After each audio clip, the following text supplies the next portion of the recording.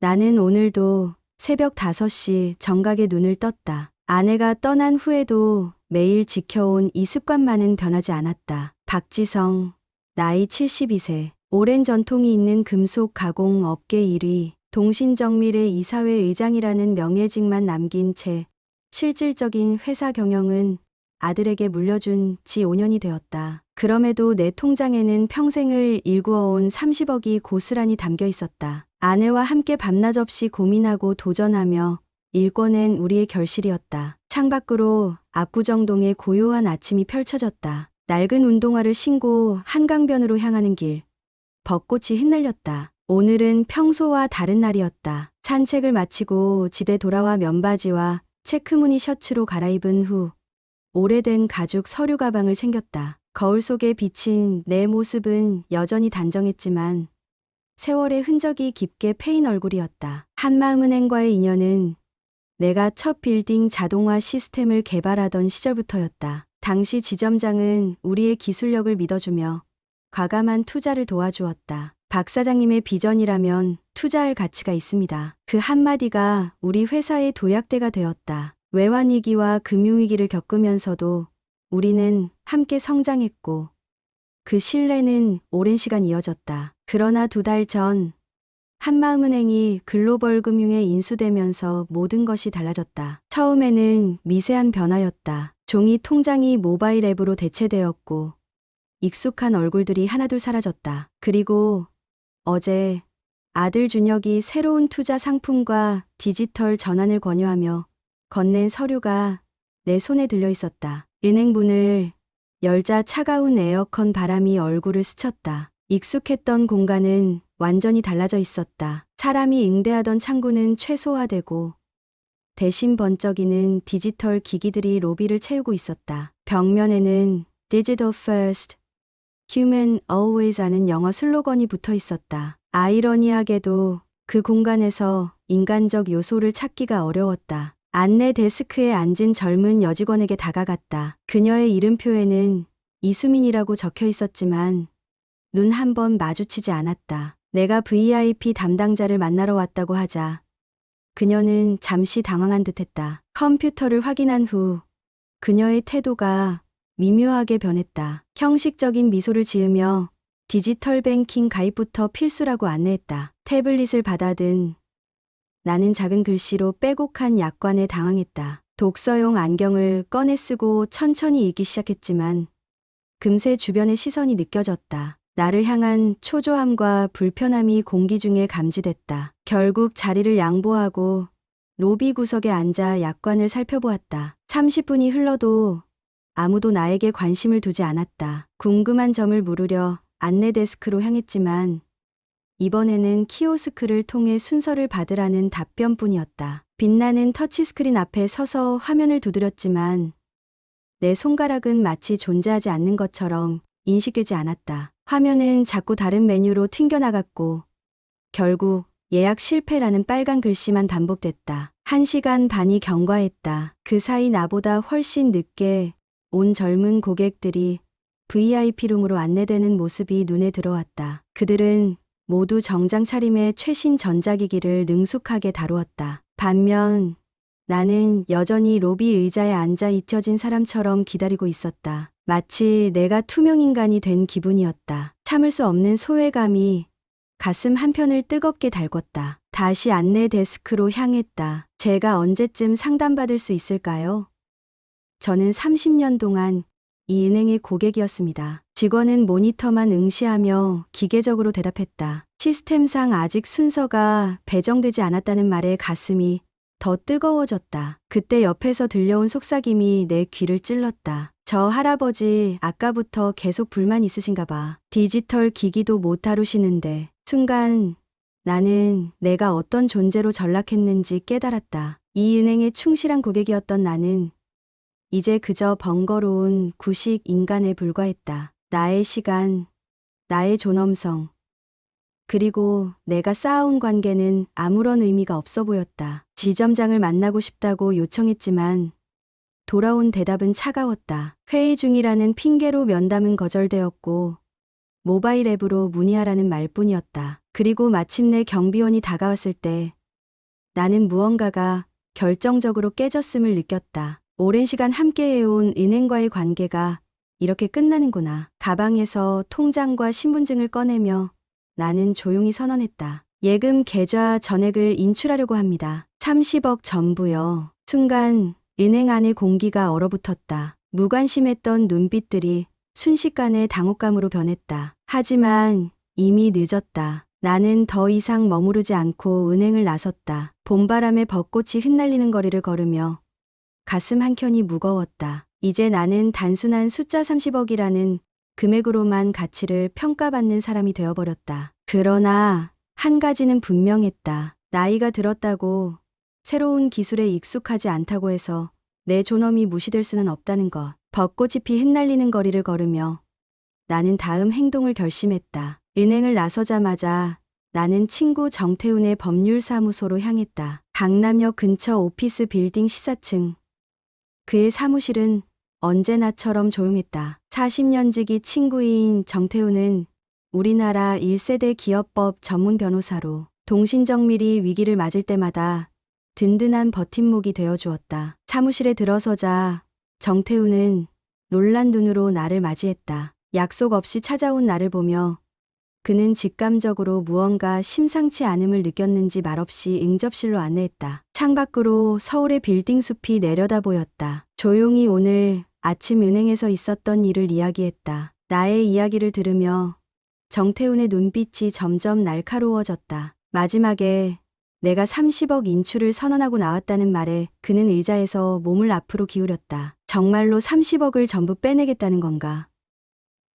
그의 얼굴에 놀라움이 스쳤다. 나보다 그가 더 충격받은 듯했다. 그는 내가 새로운 장비와 기술을 도입하는 데 망설임이 없었던 사람이라는 것을, 동신정밀이 성공할 수 있었던 이유가 바로 그런 나의 도전 정신 때문이라는 것을 잘 알고 있었다. 그럼에도 내가 디지털 전환이라는 변화에 반발하고 있다는 사실이 의아했을 것이다. 나는 태훈아, 이건 기술의 문제가 아니야. 존중의 문제지. 말하며 창밖을 바라보았다. 1990년대 초 첨단 금속 가공 설비를 도입하던 때가 생각났다. 모두가 위험한 투자라고 했을 때 한마음은행만이 우리를 믿고 자금을 지원했다. 그때 그들이 보여준 태도와 오늘 아침 내가 경험한 태도는 하늘과 땅 차이였다. 아내와 함께 공장에서 밤을 새워가며 일하던 시절, 어려움에 처했을 때마다 한마음은행 지점장이 직접 찾아와 해결책을 함께 고민했던 기억이 떠올랐다. 2008년 금융위기 때는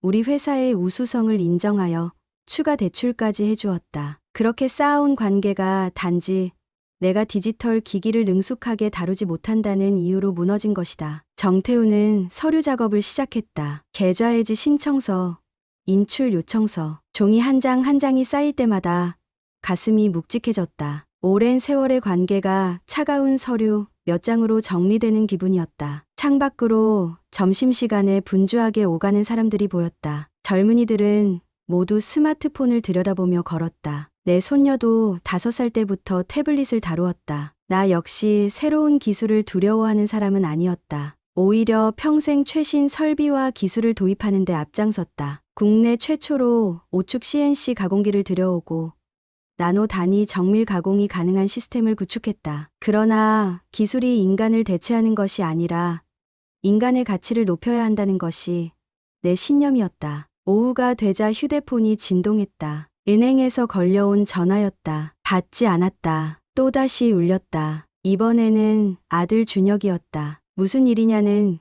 물음에 간단히 상황을 설명했다. 그가 걱정하는 목소리로 말했다. 아버지, 그렇게 갑자기 결정하시면 어떡해요?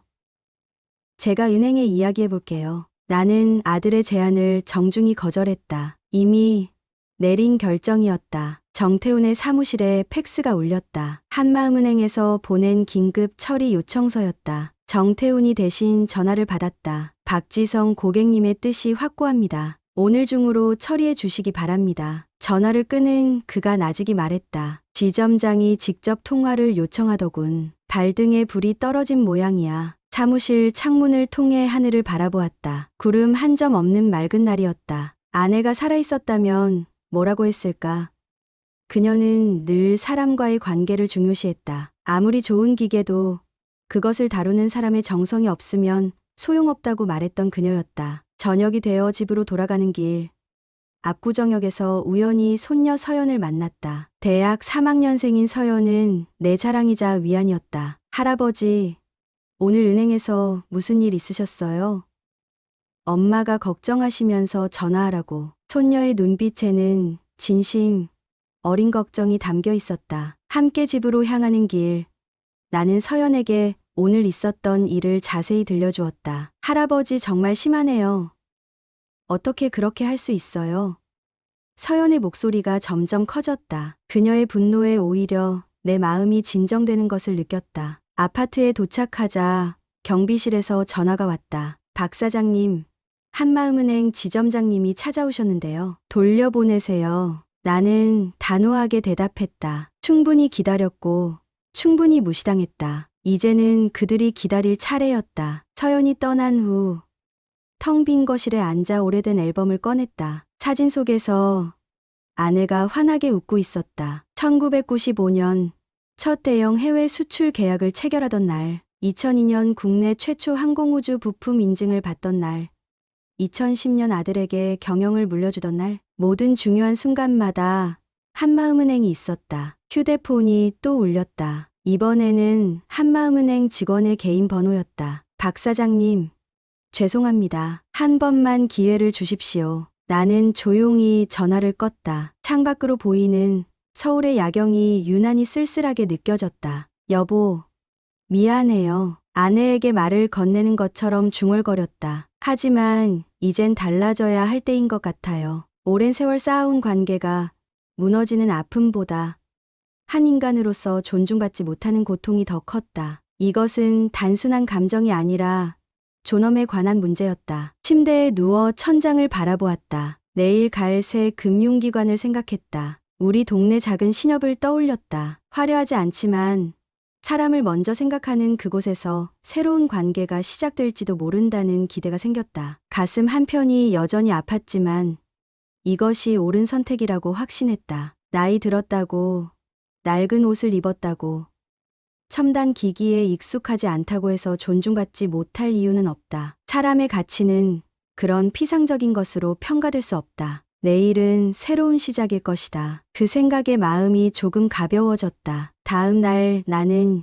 여전히 새벽 5시에 잠에서 깨어났다. 몸은 평소와 같이 움직였으나 마음속은 완전히 다른 감정으로 가득했다. 오늘부터는 산책 경로를 바꾸기로 했다. 오랜 세월 지나치던 한마음은행 건물 대신 동네 구석에 자리한 지역 신협 앞으로 발걸음을 돌렸다. 소박한 외관의 그곳을 바라보자 묘한 안정감이 느껴졌다. 집으로 돌아와 식사를 마친 후 오랫동안 입지 않았던 정장을 꺼내 입었다. 거울에 비친 모습은 예전만큼 당당하지 않았지만 오늘만큼은 격식을 갖추고 싶었다. 필요한 서류들을 가죽 서류 가방에 정리하고 집을 나섰다. 신협 내부는 예상보다 훨씬 조용했다. 최신식 디지털 기기들로 가득한 한마음은행과 달리 이곳은 아날로그적 따뜻함이 느껴졌다. 중년의 여성 직원이 자연스러운 미소로 다가왔다. 그녀의 표정에는 서두름이 없었다. 나는 약간 떨리는 목소리로 계좌 개설 의사를 밝혔다. 김미영이라는 이름표를 단 그녀는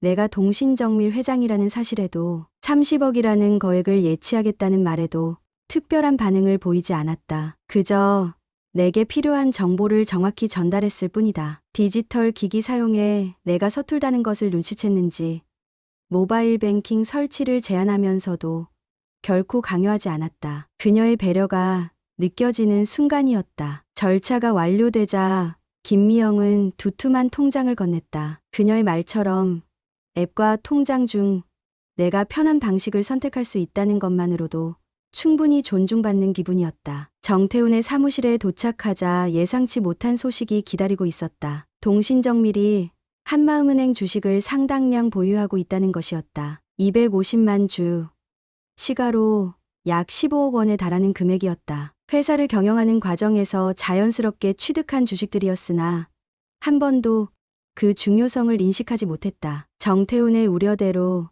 내 결정이 시장에 미치는 영향이 있을 수도 있다는 사실이 새삼 부담으로 다가왔다. 정오가 되자 휴대폰이 연달아 울렸다. 예전 거래처 대표들이었다. 모두가 한마음은행 이야기를 꺼냈다. 그들의 호기심, 어린 질문에 구체적인 설명은 피했다. 단지 변화가 필요한 시점이라고만 답했다. 그들은 더 캐묻지 않았다. 그들에게 내가 신중한 사람이라는 것은 이미 오랜 시간 증명된 사실이었으니 말이다. 오후, 딸의 전화를 받았다. 은행 관계자들이 집으로 찾아왔다는 소식을 전해 들었다며 걱정하는 목소리였다. 간략히 상황을 설명했고 딸은 이해한다면서도 내 건강을 염려했다. 그녀의 목소리에서 진심, 어린 걱정이 느껴졌다. 해가 저물 무렵 매주 참석하는 지역 상인의 모임에 갔다. 평소와 달리 많은 사람들이 내게 관심을 보였다. 한마음은행 관련 소문이 이미 퍼진 듯했다. 그들의 질문에 특별한 대답은 하지 않았다. 내 성향을 잘 아는 그들은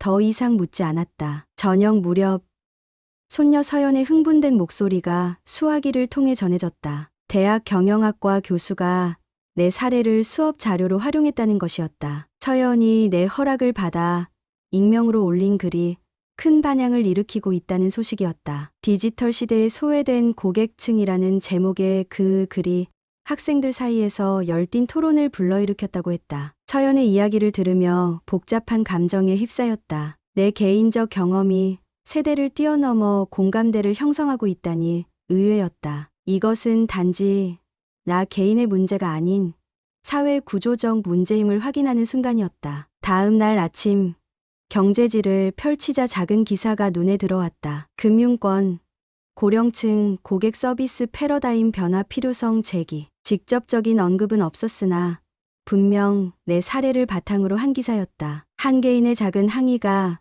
이렇게 사회적 파장을 일으킬 수 있다는 사실이 새삼 놀라웠다. 오전, 의회의 방문객이 현관 초인종을 울렸다. 한마음은행의 이수민 직원이었다. 그날 나를 무시했던 바로 그 젊은 여성이었다. 그녀는 떨리는 목소리로 사과했다. 아버지에게 이 일을 털어놓자 깊은 실망을 표했다는 이야기였다. 그녀의 진정성, 어린 사과의 마음이 누그러졌다. 시스템의 문제를 개인에게 돌리는 것은 공정하지 않다는 생각이 들었다. 오히려 그녀에게 사표를 쓰는 대신 내부에서 변화를 만들어 보라고 조언했다. 때로는 안에서의 작은 목소리가 밖에서의 큰 외침보다 더 큰 변화를 만들어내기도 한다고. 오후, 뜻밖의 전화가 걸려왔다. 한마음은행 지역 본부장이었다. 노년층 고객 응대 매뉴얼을 재정비하는 과정에 내 조언을 구하고 싶다는 내용이었다. 그의 목소리에서 진심이 느껴졌다. 단순히 30억을 가진 고객이 아닌 소중한 경험을 가진 조언자로 인식되는 느낌이었다. 창밖으로 석양이 물들어가는 하늘을 바라보았다. 한마음은행과의 관계는 깨졌지만 그 균열을 통해 새로운 빛이 들어오고 있는 것 같았다. 서운함은 여전했지만 이제는 변화의 가능성이 보였다. 어쩌면 내 작은 결정이 많은 이들에게 긍정적인 변화를 가져올 수도 있겠다는 희망이 생겨났다. 한마음은행 본부장의 제안을 받은 지 이틀이 지났다. 그동안 나는 깊이 고민했다. 그들의 갑작스러운 태도, 변화가 단지 30억이라는 금액 때문인지 아니면 진정한 반성에서 비롯된 것인지 판단하기 어려웠다. 결국 조건부 수락을 결정했다. 노년층 고객 응대 매뉴얼 개선에 도움을 주되 모든 대화는 신협에서 진행하기로 했다. 아침 산책을 마치고 돌아오는 길 휴대폰으로 약속 시간과 장소를 전달했다. 오늘 오후 2시 압구정동 신협 회의실. 내가 제안한 장소에 본부장이 직접 오겠다는 답변이 곧 도착했다. 그가 얼마나 절실한지 느껴졌다. 집에 돌아와 책상 서랍을 열었다. 그곳에는 지난 수십 년간 내가 다양한 금융기관과 거래하며 경험한 내용을 기록한 노트가 있었다. 아내가 살아있을 때부터 우리는 모든 중요한 상담 내용을 기록해두는 습관이 있었다. 그 노트를 펼치자 1994년 첫 대출 상담부터 최근까지의 기록이 차례로 나왔다. 특히 IMF 외환위기와 2008년 금융위기, 당시 한마음은행이 보여줬던 배려와 지원에 관한 내용이 눈에 띄었다. 그때와 지금의 차이점을 정리하기 시작했다. 점심을 간단히 먹고 신협으로 향했다. 도착하자 김미영 주임이 반갑게 맞이했다. 그녀는 내가 한마음은행 본부장과 만난다는 사실을 알고 회의실을 준비해 두었다. 이런 협조에 감사 인사를 건넸고 그녀는 수줍게 웃으며 당연한 일이라고 답했다. 작은 배려에도 마음이 따뜻해지는 순간이었다. 정확히 2시 한마음은행 지역 본부장 윤상현이 도착했다. 50대 중반으로 보이는 그는 예상과 달리 정중한 태도로 나를 대했다. 그의 눈빛에서 진심과 간절함이 느껴졌다. 회의실에 들어서자 그는 먼저 사과의 말을 건넸다. 박지성 회장님, 저희 은행에서 있었던 일 정말 죄송합니다. 직접 뵙고 정중히 사과드리고 싶었습니다. 그의 사과를 받아들이며 나는 준비해온 노트를 펼쳤다. 윤 본부장님, 저는 단순히 무시당했다는 감정적 반응만으로 오랜 관계를 끄는 것이 아닙니다. 그에게 내가 정리한 내용을 보여주었다. 초창기 한마음은행의 고객 중심 철학, 위기 때마다 보여준 동반자적 태도, 그리고 글로벌 금융 인수 후 달라진 시스템과 응대 방식까지. 윤상현은 내 노트를 진지하게 읽어내려갔다. 그의 표정이 점점 무거워졌다. 회장님 말씀이 옳습니다. 저희가 디지털화와 효율성이라는 명분 아래 잊고 있던 가치가 있었군요. 그는 펜을 꺼내 노트 여백에 무언가를 적기 시작했다. 노년층 고객에 대한 새로운 응대 원칙이었다. 2시간 동안 우리는 깊이 있는 대화를 나눴다. 단순히 노인을 위한 특별 창구를 만드는 것이 아니라 모든 연령대의 고객이 자신에게 맞는 방식으로 존중받을 수 있는 시스템에 대해 논의했다. 특히 디지털 전환 과정에서 소외되는 계층을 위한 배려에 중점을 두었다. 윤상현은 떠나기 전 마지막 질문을 던졌다. 회장님, 다시 저희 은행과 거래를 재개해 주실 가능성이 있을까요? 나는 솔직하게 답했다. 가능성은 있습니다. 하지만 조건이 있어요. 저를 VIP가 아닌 평범한 고객으로 대해주세요. 그리고 변화된 시스템의 진행 상황을 정기적으로 알려주세요. 그가 떠난 후 김미영 주임이 차를 가져왔다. 그녀의 눈빛에 호기심이 가득했지만 질문하지는 않았다. 대신 따뜻한 미소로 차를 건넸다. 이런 소소한 배려가 바로 내가 신협을 선택한 이유였다. 다음 날 아침 신문경제면을 펼치자 놀라운 기사가 눈에 들어왔다. 한마음은행 시니어 친화 서비스 도입 선언. 기사에는 내 이름이 언급되지 않았지만 장기 고객의 의견을 수렴해 개선책 마련이라는 문구가 있었다. 단 며칠 만에 이런 변화가 시작된 것이 신기했다. 오전 중에 동신정밀 임원들과의 회의가 있었다. 비록 경영일선에서 물러났지만 중요한 의사결정에는 여전히 참여하고 있었다. 회의실에 들어서자 임원들의 시선이 느껴졌다. 모두가 내 은행 이야기를 들은 모양이었다. 회의가 끝난 후 부사장이 다가왔다. 회장님, 정말 대단하십니다. 저도 다른 은행에서 비슷한 경험이 있었는데 그냥 참았어요. 그의 말에 생각이 깊어졌다. 얼마나 많은 사람들이 비슷한 경험을 하고도 목소리를 내지 못했을까. 오후 한마음은행 지점에서 연락이 왔다. 다음 주부터 시니어 금융도우미 데스크를 시범 운영한다는 소식이었다. 그리고 의외로 이수민 직원이 그 업무를 담당하게 되었다고 했다. 그녀가 자원했다는 이야기에 미소가 지어졌다. 내부에서 변화를 만들어 보라고 한 내 조언을 기억한 모양이었다. 저녁 무렵 아들 부부가 저녁 식사를 하러 왔다. 아들은 내 결정을 염려했지만 며느리는 다른 반응이었다. 아버님, 정말 존경스럽습니다. 저도 회사에서 이런 용기가 필요할 때가 많아요. 서연은 노트북을 펼쳐 보여주었다. 디지털 격차와 노년층,